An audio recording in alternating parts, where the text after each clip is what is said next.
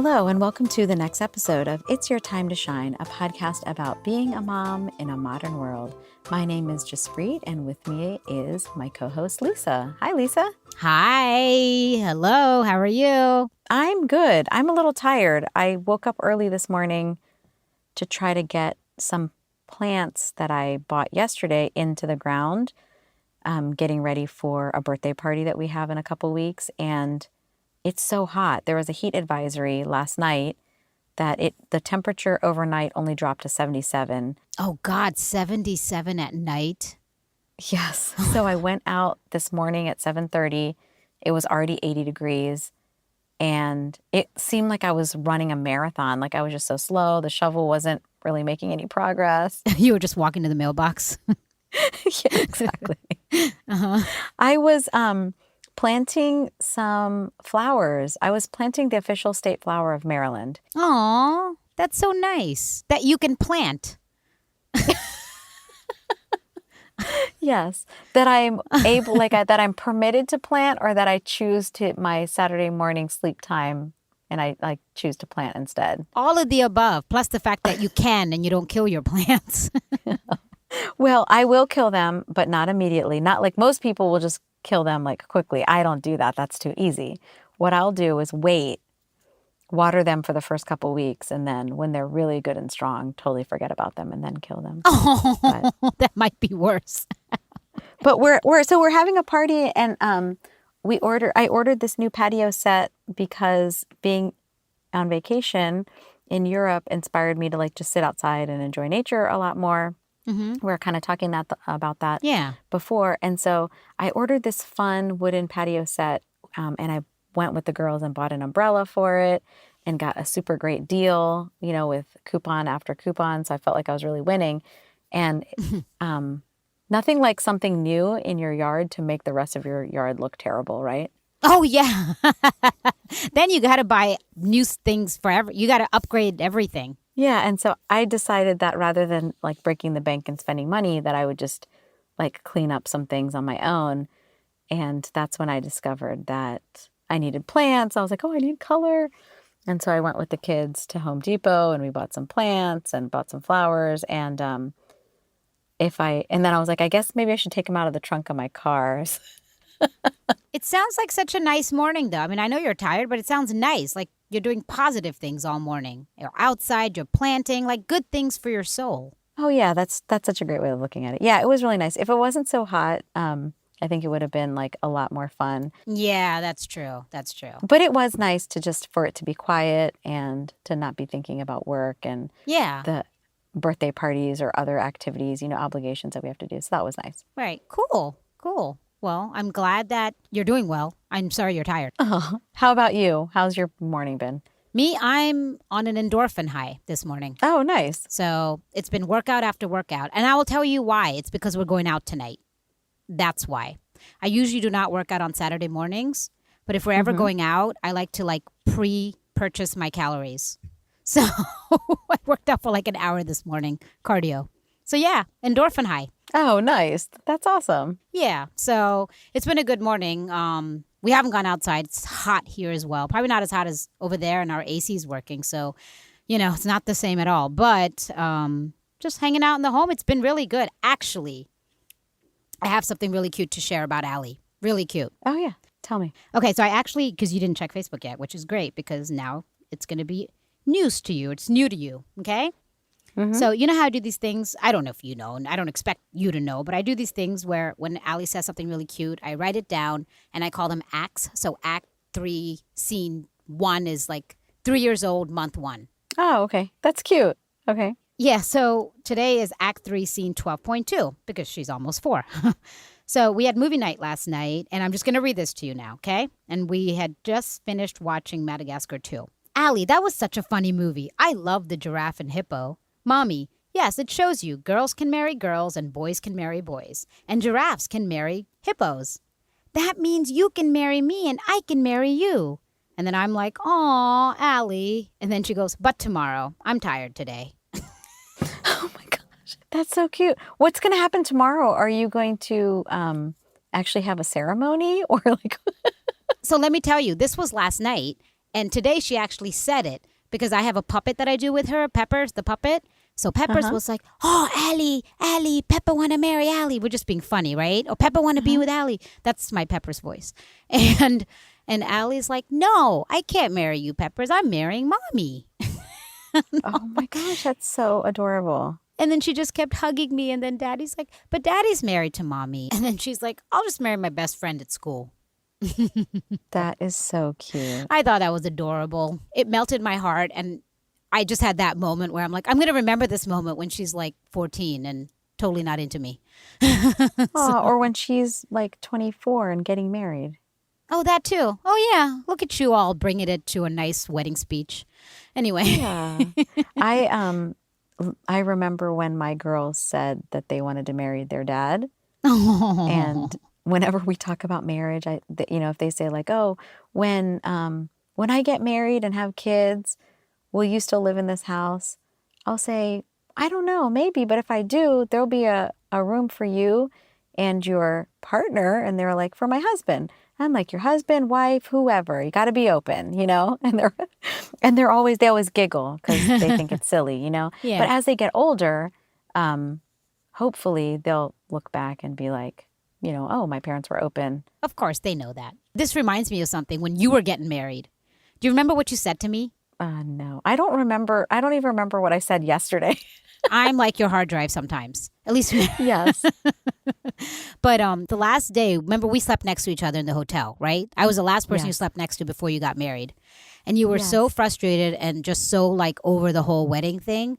And you were over it, but you were also emotional about leaving. And then you told me straight up, Lisa, I'm not moving in with Budham. I'm like, what do you mean? I'm staying right here in Maryland with my mom and dad, and we're just gonna make it work like that. I'm like, what?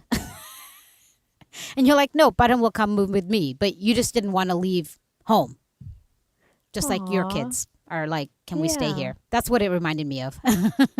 And rather than staying with my parents but I'm moving to my house, what I did was move into his house with his sister and his other sister and her daughter and his sister's husband, his brother-in-law, Oh yeah, I remember. and his mom and his dad. And then, down the road was his sister-in-law's parents and her two sisters.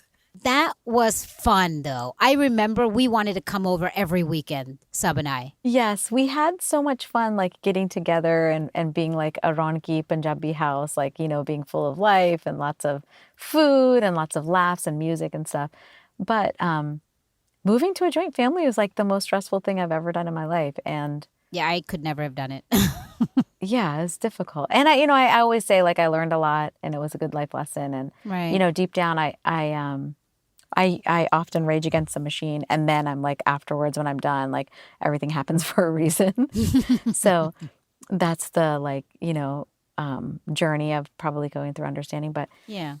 gosh, that's hard. Again, it's because on some levels I recognize it. I could never have done it. Yeah, and I wonder like, will our kids even bother doing that? Because I see in future generations such an evolution of, yeah, I'm not going to do that. I'm not going to live with anybody. Or, yeah, I'm not going to do like keep up the social obligations. I'm just going to do what's easy and what I can enjoy. And I Right. love that. I respect and love that. I think it's awesome. I agree. You should do whatever you want to do, whatever makes you happy. So, Right. So coming back to Allie wanting to get married to you and having this this movie that shows that it's okay that a giraffe can marry a hippo. Right. Or, it's such a beautiful message that she took away from it. And I wonder, like with our kids, I see this evolution from when I was a kid, going back to when my mom was a kid, of what's considered acceptable and what's normal and what's abnormal. And wow, that's like just incredible that she would just have that image, of like, it's fine, a giraffe can marry a hippo. Yeah, she didn't think twice about it. She just thought they were so cute. You're right. No one thought twice about it. Even I was like, oh yeah, giraffe is marrying a hippo. And it raises the question, like, what's natural, right? Because children come to natural conclusions Right. based on what they're exposed to. Did you ever read that Marlon Bundo book? We did. She loves that book. Alyssa loves that book. She makes a lot of references to that book whenever we see any insects. She's like, ooh, stink bug over there. There's a stink bug. It's from the book.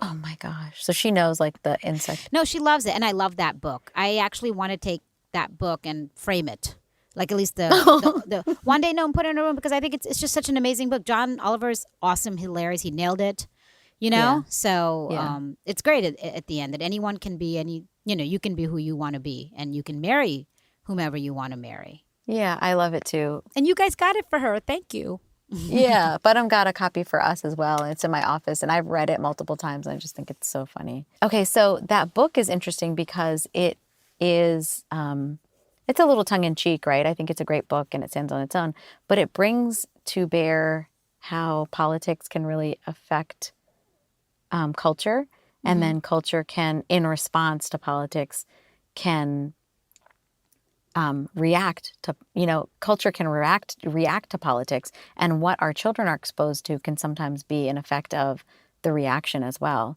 And so I've been thinking about that a lot, and you and I have engaged in a lot of discussion about politics and what is the right level of engagement for our kids. And Right. so I thought that was something that we should probably think a little bit about, because having been out of the country for a couple weeks, I realized how closely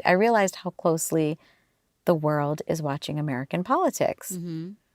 And it's a little like disenfranchising in a way, because it's like, I'm not here to answer for the American president. I don't have answers. Stop asking me about that. It's your fault. You represent. I know. And so, so that was like kind of weird. People were like, so what is the deal with? And then you could fill in the blank. No, it's really interesting to hear, though, that how engaged people are in American politics overseas. What's something that I've been thinking about is over here. Like, I think you'll agree when you say we're way more engaged than we've ever been, right? Yeah, I think so. I think the fear has become a call to action for many. And I don't know if it's only because of where we are in our politics, how old we are, being a parent now versus 4 or 5 years ago, but you've been a parent way longer. But I don't know if those are the reasons that I've become more engaged, right? So we were at a friend's house a few weeks ago, and I guess Samir and I think it's pretty natural just to talk a little bit about politics. And these guys are awesome. They're like one of our favorite couples, wonderful parents, two little girls, but they were not into it at all. They didn't want to even talk about it. And then they said something that just made me think. And it's fine if they don't want to talk about it. Samir and I are not like that. We're not like, oh my God, you have to. What are you talking about? We kind of had a very healthy discussion that night about why they were not interested. And we were talking about why we were. And their stance is that they think people take it just way too seriously. So it just made me think, are we engaging sometimes too much, or do we take it too seriously? And is that good for our kids? And this is just a conversation. I don't have an answer. Yeah, I can see that. And so like, how do you balance that though? Because I think that can be really difficult for parents to understand, especially when they're hanging out with another couple and we have our selfish we have the selfish motivation to want to have a good time and for things to not get too heavy, right? Right. Maybe, do you think part of it is that like people are just fatigued? Because that is one of the tactics, right? Is to like have us feel so overwhelmed and be so oversaturated with stimulus that we can't react anymore. Yeah, no, I think that's actually exactly it. I think because this particular couple, they're into humanity. They're into what's happening. I remember the mom posting something about the Nigerian girls and stuff. So they are into it and they want to help the world and all this stuff. And they teach their children that as well. But then when I'm like politics, they're like, oh, we hate politics. And I'm like, but it is the same. That's exactly what it is, actually. Because Samir and I think politics is humanity, right? Yeah, I think some people can make the case that politics and a political structure affects everything in the world, including the environment, economies, and trade and education. I mean, it's quite pervasive, I think. And so like the understanding of that is one thing. I think we can accept that that's the case. And we talked last time about how education systems reflect the types of economies that governments want to flourish in a certain area. Right. So it could be as simple as that. And that could be the difference between a child having access to an iPad in pre-K or a child having access to like a hammer in pre-K. Like those are the types of influential decisions that it could make, and we have to like stay aware of that. But I also think that there are a lot of people that I know that are like, I don't want to get involved in politics. I don't want to discuss it. I don't Right. care what's happening. I'm just going to stay in my bubble. Right. And no judgment, of course. And I know you're coming from the same perspective that you're not judging, but what is the responsibility? Because staying in a bubble will never work. True. So what do we do? And how do we engage with our children without being angry, without raging against the machine, to use my own terms? Right. And how do we have them talk to people who have views that are different from you? Because I have such a hard time with that. And I have opportunities every day.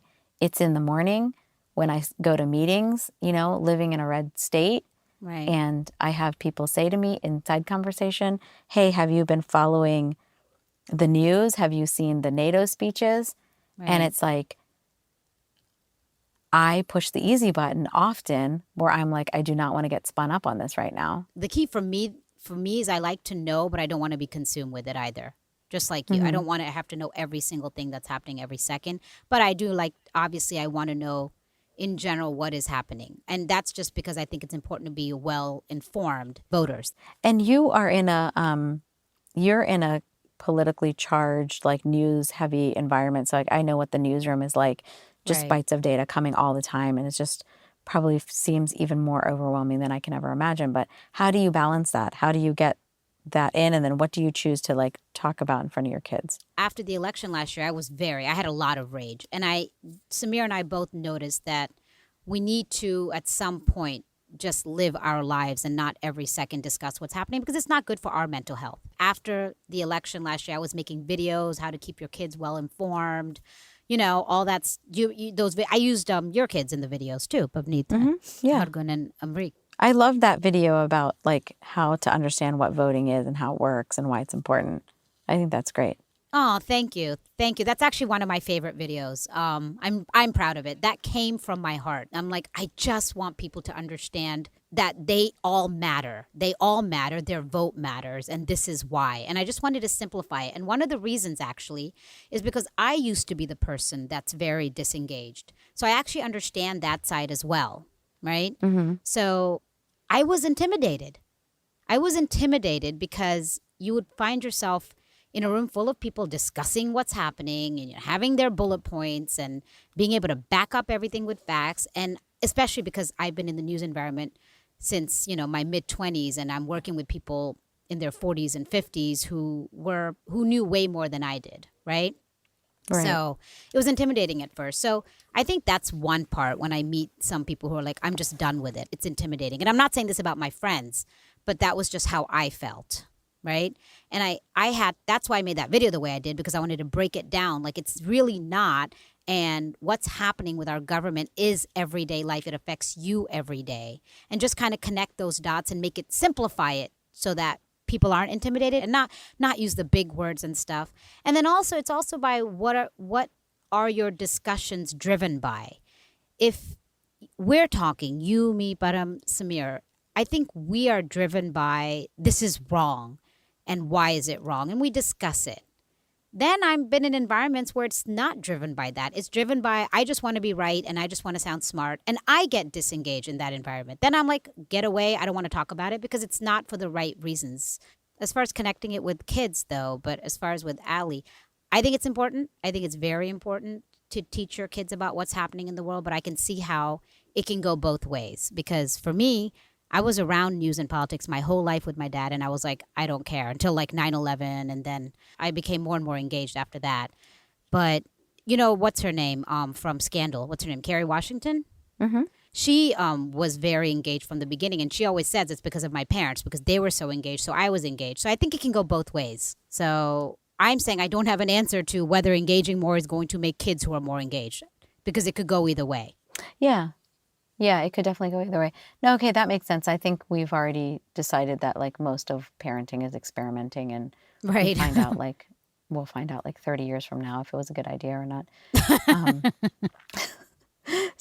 But no, I think like there is a balance, and we have to figure out what balance works. I think it really depends on the dynamics of the family too, because I have one of my really good friends. She's so sweet. She's incredible. And her husband, she is liberal leaning, and her husband was like very conservative leaning. And it had at one point in their life gotten to the point where they weren't talking about things. They were just like yelling things at each other, like yelling sound bites. Yeah. And that's not healthy. Like that's not healthy No. for your marriage, and that's not the basis of your marriage. And so like you have to be able to be productive about it. I am passionate about what I believe, and my leanings are not bleeding liberal. Like I have quite a bit of, from a policy making perspective, quite a bit of like conservative views. Yeah. I find myself more in this left center than complete left. Yeah. And I voted both ways. I have voted Republican, and I'm proud of that because I really do try to see where we are in our country and what's best.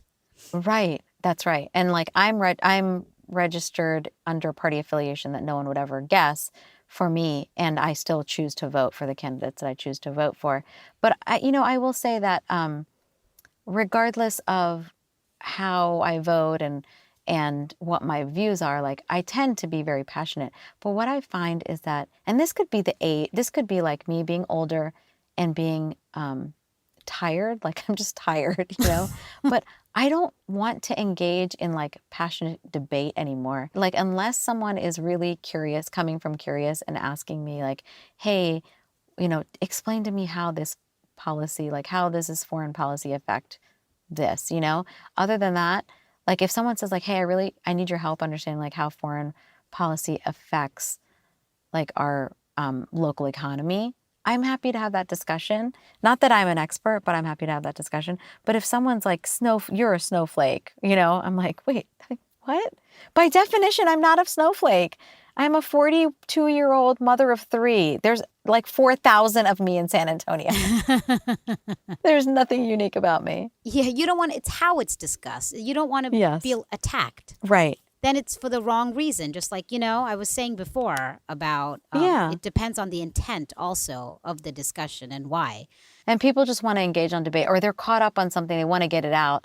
And I feel like a lot of people, and especially a couple people I worked with in my last job rotation, was they watched a lot of news and they got a lot of sound bites and a lot of provocative facts that they wanted to use as justification. And what they did not like, and I'm thinking of one person in particular, what he did not like was when I said, well, that's taken out of context. Mm-hmm. That's not really what happened. Yeah, yeah. And it's like, you want to throw these like one-liners out because you're like armed with, some of the news outlets, they arm their viewers with data. Yeah. But but not, but it's not relevant. And so it's like, okay, I get that you have all this stuff piled away in your head, but maybe you should read poetry instead. Spit that stuff out. And you know what? The healthiest is I love I'm going to say Republicans because I am Democrat, more or less. But I have some Republican friends that are amazing, and we can have great discussions about policy, about just the state of our country and world. And no one's angry, and we could disagree, but we're okay. That's when you know this is healthy. So, and that's important as well in politics, to be able to do that and talk to people who don't believe the same things you do. Yeah, and I think that's the one skill that like I really need to learn and to practice, because speaking to people who don't have the same views as you is, I mean, if anything's going to bring about world peace, that's going to be it, right? Yeah, yeah. And plus, it's also celebrating our democracy because we do have it. Right now, we have a two-party system. And as long as we do, I think both should be governing. I think that's part of our democracy. Oh, yeah. I agree with that. Yeah, and then like time that I've spent traveling now to other countries, I really think that we should set our sights on a 3-party system. I mean, I think that could really change. Yeah, that could really change the scale of the country that our children will one day operate and be a part of. Yeah, I agree. I mean, that's why I said as long as it's 2. But yeah, I agree with you. Actually, no, I completely disagree, and I want to have a fight with you right now. I'm just kidding. And so when you're bored, you might want to disagree with me. And I've seen that behavior on social media quite a bit. And I am not on Facebook very much. I think you know that. I'm like mostly an Instagram person.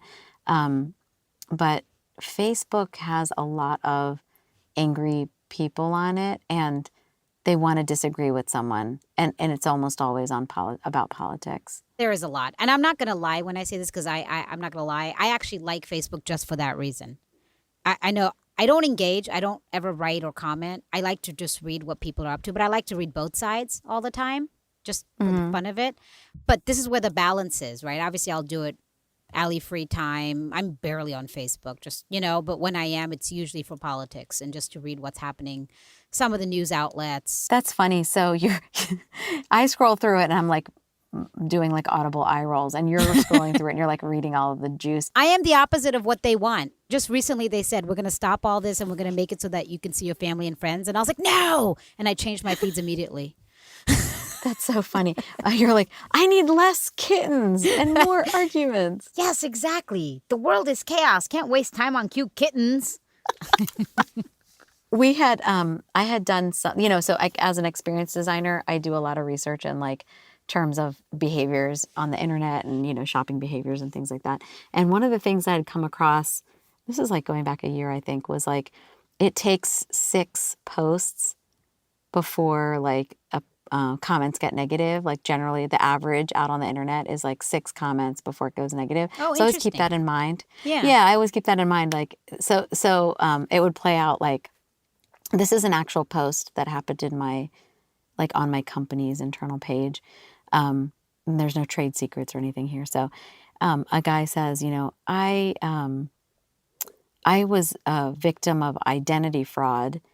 And now that I've gone through it and I've gone through like the cleanup process, right. I am so vigilant, and I'm like a really big advocate that people take identity fraud seriously, protect yourself before it's too late. Mm-hmm. Okay. It's like a good takeaway message, right? Mm-hmm. And the first comment is like, oh my gosh, I'm sorry that happened to you. And the second comment is, man, that sucks. Something happened to my mom and it was a big pain.